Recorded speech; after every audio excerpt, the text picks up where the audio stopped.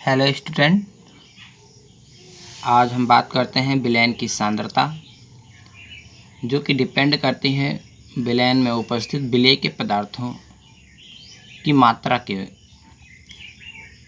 किसी भी विलयन में विलेय की मात्रा जितना अधिक होगी उसकी सांद्रता उतनी ही अधिक हो जाती है।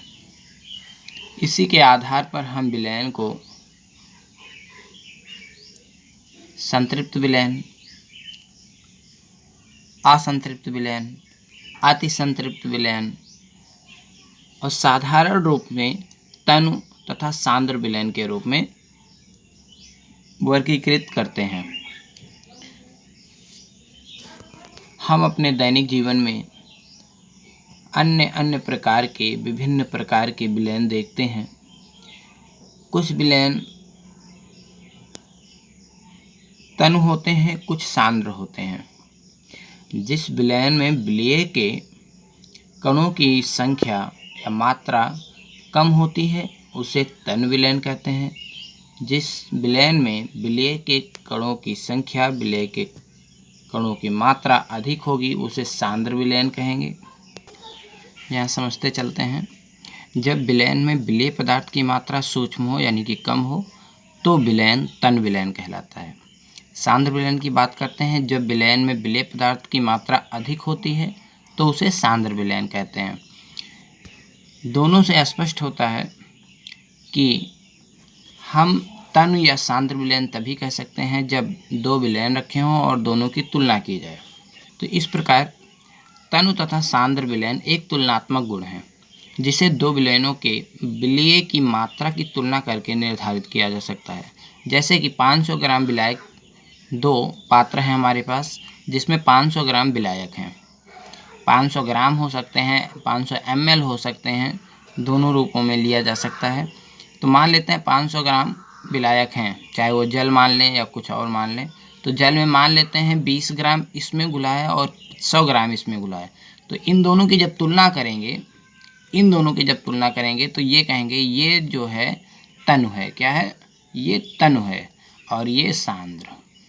क्यों? क्योंकि इसमें विलेय की मात्रा कम है और इसमें विलेय पदार्थ की मात्रा अधिक है। इसी प्रकार से जब हम इस और इस पात्र की बात करें तो इसमें भी विलायक 500 ग्राम है, इसमें भी विलायक 500 ग्राम, लेकिन इसमें 100 ग्राम विलेय पदार्थ है। इस प्रकार से हम पाते हैं कि जब इन दोनों विलयनों की हम तुलना करते हैं, इसकी और इसकी, तो इसमें ये यहाँ पे तनु हो जाता है, ये तनु विलयन हो जाएगा और ये हो जाएगा सांद्र विलयन, क्योंकि इसमें विलेय पदार्थ की मात्रा अधिक है और इसमें कम है। जबकि इन दोनों की अगर हम तुलना करते हैं तो ये तनु होता है, ये सांद्र होता है। अब अगर इनकी और इनकी तुलना कर दें तो इसमें 20 ग्राम है, इसमें 200 ग्राम है, तो ये तनु होगा, ये सांद्र होगा। ठीक है।